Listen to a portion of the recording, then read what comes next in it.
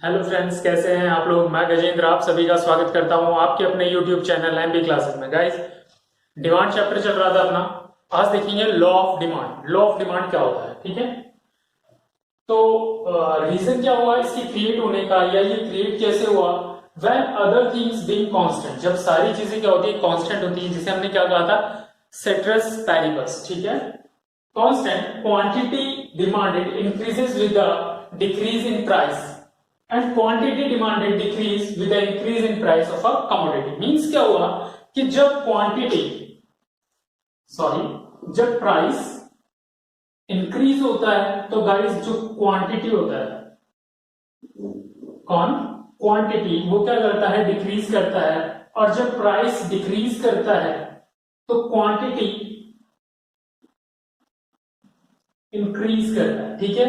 तो ये हो गई अपने लॉ ऑफ डिमांड की बात, कि लॉ ऑफ डिमांड कैसे वर्क करता है कि जब प्राइस इंक्रीज करता है तो क्वांटिटी डिक्रीज हो जाती है, ठीक है। और जब प्राइस इंक्रीज हो जाती है तो क्वांटिटी डिक्रीज कर देता है कंज्यूमर, ठीक है। किस लिए कर देता है, ताकि वो कंजप्शन कर सके, ठीक है। तो ये तो बात थी लॉ ऑफ डिमांड की। इससे रिलेटेड एक चीज और देख लेते हैं कि जो लॉ ऑफ डिमांड है ना, लॉ ऑफ डिमांड है वो क्या करता है, वो क्रिएट करता है, क्रिएट द रिलेशनशिप है ना, create the relationship between price and quantity, ठीक है। ये क्या क्रिएट करता है, एक रिलेशनशिप क्रिएट करता है प्राइस एंड क्वांटिटी के बीच। और वो रिलेशन कैसा होता है गाइस, वो रिलेशन होता है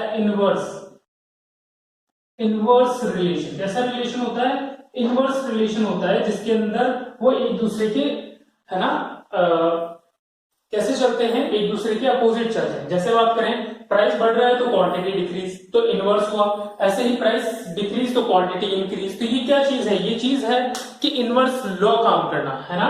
तो ये कैसा लॉ है, इनवर्स लॉ इसमें वर्क कर रहा है, ठीक है। किसमें, कि प्राइस एंड क्वांटिटी के अंदर, ठीक है। किसके अंदर कर रहा है, लॉ ऑफ डिमांड के अंदर कर रहा है, ठीक है। और ये लॉ ऑफ डिमांड क्या क्रिएट कर देता है, इनके बीच में एक रिलेशनशिप जो क्या होती है, प्राइस एंड क्वांटिटी के साथ होती है, कि जब प्राइस इंक्रीज करेगा तब क्वांटिटी डिक्रीज करेगा, और जब प्राइस डिक्रीज होगा तो क्वांटिटी इंक्रीज करेगा, ठीक है। देखिए एक छोटा सा एग्जांपल ले लेते हैं डेली लाइफ का। आप गए और आपने जाके कोई चीज परचेज कर ली है, ठीक है।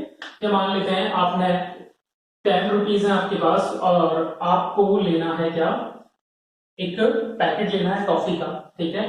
अगर 50 पैसे पर के हिसाब से मिल रही तो आपको कितनी टॉफी मिलेगी, 20 टॉफीज। क्वांटिटी आपको कितनी मिलेगी, 20 टॉफीज, ठीक है। लेकिन प्राइस इंक्रीज हो गई, है ना, वही 10 रुपीज है, प्राइस इंक्रीज हो गई और उनकी 1 रुपए कीमत होगी, तो आपको कितनी टॉफी मिलेगी गाइस, 10। तो ये क्या हुआ, ये कैसा हुआ है कि प्राइस, ठीक है, हम इसको अगर इस तरीके से समझे कि प्राइस जो है वो 10 है और क्वांटिटी 20 मिल रही है। अगर प्राइस पर पर पर टॉफी, है ना, पर टॉफी कॉस्ट यहाँ कितनी थी, 50 पैसा। कितना था, 50 पैसा। और पर हेड जो टॉफी कीमत थी कितनी होगी, पर 1 रुपीज, है ना, 1 रुपीज होगी, ठीक है। तो 1 रुपीज, जैसे ही यहाँ प्राइस इंक्रीज हुआ वैसे ही क्वांटिटी जो थी वो डिक्रीज हो गई, ठीक है। 20 से कितनी हो गई, 10 हो गई। तो ये क्या चीज है, ये इनवर्स लॉ पे वर्क कर रहा है, ठीक है, कि जब प्राइस इंक्रीज हुई तो क्वांटिटी डिक्रीज हो गई, ठीक है। और अगर प्राइस यहाँ 25 पैसे हो जाता तो हमें कितनी टॉफी मिलती, ठीक है, वो टॉफी बढ़ जाती है हमारी, ठीक है स्टूडेंट। तो ये था अपना कि लॉ ऑफ डिमांड क्या होता है। अब देखिए इसकी असम्पशंस क्या होती हैं। असम्पशंस स्टूडेंट्स, नेक्स्ट स्टेप ना लॉ ऑफ डिमांड के असम्पशंस। गाइस, असम्पशंस क्या होते हैं, वो सारी चीजें, वो कंडीशंस जिन्हें मान के हम चलते हैं और तब वो जो लॉ है वो वर्क कर पाता है, ठीक है। तो असम्पशंस क्या है, फर्स्ट वन है price of related goods, second है income of a consumer, third है taste preference and fashion, weather and climate, fifth one है size and population, last one है एक्सपेक्टेड फ्यूचर प्राइस। गाइस, अब ये assumptions हमने कुछ लिखा है नहीं, हाँ या ना, तो बता दूं इन सब के अंदर नो आएगा। क्या आएगा, नो चेंज, है ना, किसी टाइप का कोई चेंज नहीं हमें चाहिए इन सब के अंदर। अगर कोई चेंज आता है तो जो लॉ ऑफ डिमांड है वो वर्क नहीं करता, ठीक है। तो ये क्या हो गई, एक कंडीशन हो गई कि भाई आप सबको ये जो है, ये जो 6 पॉइंट्स हैं अपने, इन सबको क्या मान के चलना है कि इनमें कोई भी चेंजेस नहीं होने वाला, तभी जो हमारा लॉ ऑफ डिमांड है वो वर्क करेगा। भाई मान लो अगर प्राइस ऑफ रिलेटेड गुड्स में चेंज आ गया तो जो कंज्यूमर की प्रेफरेंस है वो चेंज हो जाएगी, ठीक है। इनकम ऑफ अ कंज्यूमर बढ़ गई है, कम हो गई, तो वो क्वांटिटी जो है परचेज करने वाला है वो भी कम या ज्यादा हो जाएगी। ऐसा ही टेस्ट प्रेफरेंस है फैशन के अंदर होगा कि अगर जो भी कुछ है फैशन या प्रेफरेंस जो है फेवरेबल कंडीशन चेंज हुई तो वो ज्यादा लेगा, वरना कम, है ना। वेदर और क्लाइमेट, अगर वेदर क्लाइमेट में चेंज होता है तो हम क्या करते हैं, कपड़े भी चेंज करते हैं। फिर सर्दी आती है तो हम गर्म कपड़े खरीदते हैं, ठीक है, तो डिमांड बढ़ जाती है ना। ऐसे ही साइज ऑफ पॉपुलेशन, कि भाई जो पॉपुलेशन की साइज है वो वही रहनी चाहिए जब हम लॉ ऑफ डिमांड पे वर्क कर रहे हैं। और एक्सपेक्टेड फ्यूचर प्राइस, जो भी गुड्स और सर्विसेज है उनकी जो प्राइस है उसमें किसी भी टाइप का कोई चेंजेस नहीं आना चाहिए, ठीक है। अब बात करते हैं जो लॉ ऑफ डिमांड है, ठीक है, ये क्या है, ये क्या रिप्रेजेंट करता है हमें। तो जो लॉ ऑफ डिमांड है वो क्या दिखाता है, कंज्यूमर बिहेवियर दिखाता है। क्या दिखाता है, कंज्यूमर बिहेवियर, है ना, कंज्यूमर बिहेवियर, और उसके साथ में रैशनैलिटी,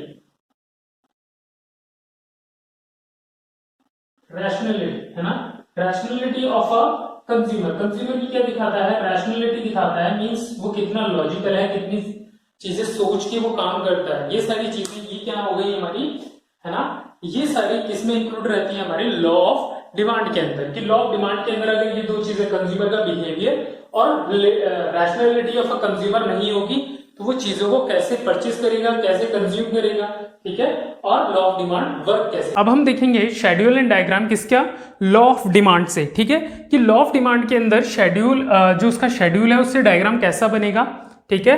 कैसे हम देखेंगे कि इनवर्स लॉ वर्क कर रहा है ना, क्योंकि इनवर्स लॉ ही था इसके अंदर जिसको हमें समझना था, ठीक है, और उसी की रिगार्डिंग हम इसको लेके चल रहे हैं, ठीक है। तो यहां ले लेते हैं प्राइस ऑफ एक्स कमोडिटी और यहां क्वांटिटी ऑफ एक्स कमोडिटीज, ठीक है, और प्राइसेस हम लिख लेते हैं, जैसे 5 rupees, 10 rupees and 15 rupees. Quantity लिख लेते हैं 20, 10 एंड 5, ठीक है स्टूडेंट्स। और अब इससे रिलेटेड डायग्राम बनाते हैं। जैसा हमने पढ़ा था कि भाई प्राइस जैसे जैसे इंक्रीज करती है क्वांटिटी डिक्रीज करती है, और जैसे जैसे प्राइस डिक्रीज होती जाएगी वैसे वैसे क्वांटिटी इंक्रीज, है ना। तो ये कैसा लॉ है गाइस, ये है इनवर्स लॉ, है ना, कि लॉ ऑफ डिमांड के अंदर कैसा लॉ चलता है, इनवर्स लॉ। तो इस वाई एक्सिस पे हम किसको लेते हैं, प्राइस को, और एक्स एक्सिस पे किसको लेते हैं, क्वांटिटीज को, ठीक है स्टूडेंट्स। तो अब मेजर लिख लेते हैं 0, 5, 10, 15, ठीक है, और इधर भी ले लेते हैं 5, 10, 15, 20, ठीक है। और अब इनको मेजर्स को हम लगाना स्टार्ट करते हैं 5 एंड 20।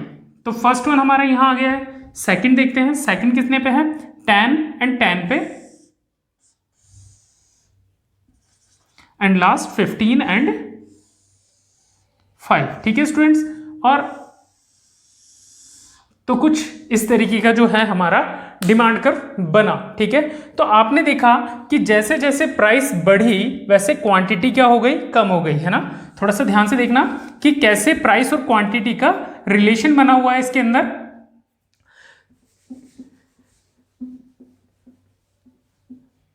ठीक है, इसको देखते हैं कि 15 रुपीज के ऊपर कितनी क्वांटिटीज मिल रही है हमको, 5 क्वांटिटीज, है ना।